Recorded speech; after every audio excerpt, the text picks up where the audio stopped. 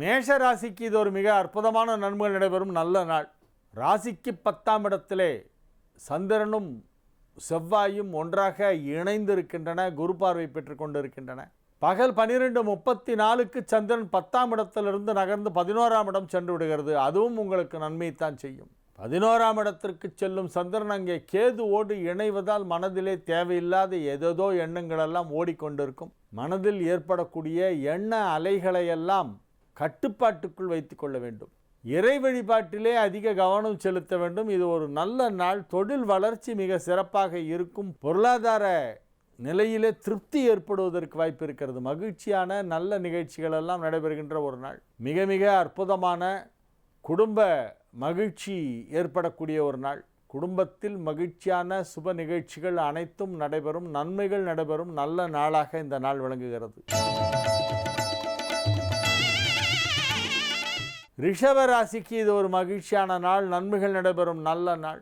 ராசி அதிபதி சுக்கிரன் 7ஆம் இடத்திலே 3 திரிகோணஸ்தானாதிபதிகளோடு இணைந்திருக்கிறது. 1, 5, 9 ஆகிய வீடுகளுக்கு அதிபதியான கிரகங்களான சுக்கிரன், புதன், சனி ஆகிய 3ம் ராசிக்கு 7ஆம் இடத்திலே ஒன்றாக இணைந்து ராசியை பார்த்து கொண்டிருக்கின்ற அற்புதமான கிரக அமைப்பு நீடிக்கிறது. இது ஒரு பொற்காலம் என்று சொல்லலாம். இதை வெறும் நற்காலம்னு சொல்லிடக்கூடாது, பொற்காலம் என்று சொல்ல வேண்டும். இப்பொழுது நீங்கள் செய்கின்ற முயற்சிகள் அனைத்தும் வெற்றி பெறும். உங்களுடைய முக்கியமான நோக்கம் என்னவோ அது இப்பொழுது நிறைவேறும். உங்களது இலக்கை நீங்கள் எட்டி பிடிப்பீர்கள். மகிழ்ச்சியான நல்ல நிகழ்ச்சிகள் எல்லாம் நடைபெறும். ஆரோக்கியம் இன்றைய தினம் சிறப்பாக இருக்கும். சுறுசுறுப்பாக இயங்குவீர்கள். விசையுறு பந்தினை போல் உங்களது உடல் உங்களுடைய உழைப்பிற்கு ஈடு கொடுக்கும். மனவேகத்திற்கு இணையாக உடலும் ஒத்துழைக்கும். வெகு சிறப்பாக உங்களது பணிகளை செய்து முடிப்பீர்கள். வெறு சுலபமாக செய்து முடிப்பீர்கள்.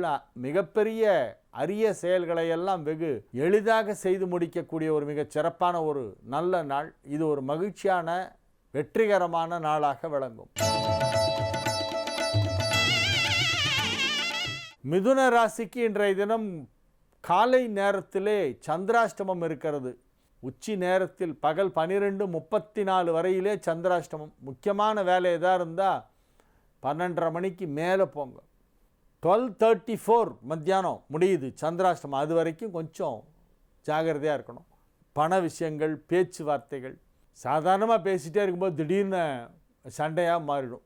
தேவையில்லாத ஒரு சாதாரண கான்வர்சேஷன் பெரிய ஒரு வாதமாக மாறி அதுக்கப்புறம் அது பிடிவாதத்தில் போய் முடியும்.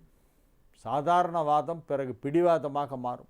ஆகவே பேச்சில் நிதானம் தேவை. யோசித்து பேச வேண்டும், அமைதியாக இருக்க வேண்டும், என்றவரை அமைதி காக்க வேண்டும். மதிய நேரத்திற்கு பிறகு உங்களுடைய ராசிக்கு 9ஆம் இடத்திற்கு சந்திரன் சென்று விடுகிறது. ஆகவே முக்கிய பணிகளை மதிய நேரத்திலே செய்யலாம்.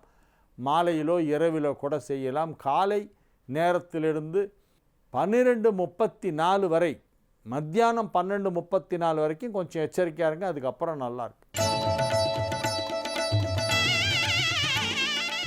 கடக ராசிக்கு இன்றைய தினம் இதுக்கு மேல என்ன சொல்ல போற? சொல்றதுக்கு வேற ஏதாவது போய் இருந்தா சொல்லிடு. அவதான் ஏமாத்தி எல்லாத்தையும் என்கிட்ட இருந்து பறிச்சிட்டான்னு பார்த்தா நீயும் இப்போ அதே தான் பண்ணிருக்க. ஏன் ஆலியா, ஏன் இப்படி பண்ண? இந்த உலகத்துல பாட்டிக்கு அப்புறம் நான் யார் மேலேயாவது உயிரையே வச்சிருக்கேன்னா அது ஊ மேலதான் உனக்கு தெரியாதா? ஏன் இப்படி பண்ண ஆலியா? உனக்கு காசு பணம் அவ்வளவு முக்கியமா போயிடுச்சு. அதுக்காக நம்ம உறவை கூட மறந்துடுவியா?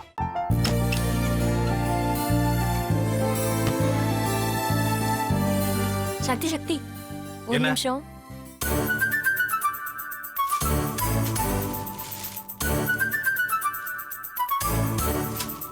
இந்தாங்க. என்ன இது? உங்களுக்கு பிடிச்ச பிராண்ட் செப்பல். இது என்ன நான் தலையில வச்சுட்டு தூங்கணுமா? சரி அதை விடுங்க. இங்க பாத்தீங்களா டைம் பீஸ். இதோட அலாரம்க்கு தான் நீங்க டெய்லி எந்திரிக்கணும். அதெல்லாம் என் மொபைல்ல இருக்கு. முத்து, முத்து, என்னடி இவன் முத்துன்னு ஒருத்திய உருவாக்கி விட்டான். செல்வியை மறப்பான்னு பார்த்தா எப்ப பார்த்தாலும் முத்து முத்துன்னு கூப்பிட்டு இருக்கான். முத்துவ கூப்பிட மட்டுமா செய்யறான், முத்துவ வச்சு என்னென்னமோ செய்யறான். நாம தான் இளிச்சவாய் மாதிரி வேடிக்கை பார்த்துட்டு இருக்கோம். என்ன முறைச்சு என்ன பிரயோஜனமாயா? உனக்கு வேற குரல் போயிடுச்சு. அடுத்து அவ செல்விய கூப்பிட்டானா என்ன பண்ண போற? உன்னுடைய விருப்பப்படியே நீ ராமநாத வீட்டு மருமகளா வாழ போற. கண்டிப்பா என்னுடைய ஸ்தானத்திலிருந்து அவன் உன்னை நல்லா பார்த்துக்குவான் அம்மா. டேய், அவரை பத்தி தான் உனக்கு தெரியும்ல. அவர் எந்த முடிவு எடுத்தாலும் அதான் ஃபைனல். நம்ம அப்பா வேணுமா வேணாமாங்கிறத நீயே முடிவு பண்ணிக்கோ. வாடா.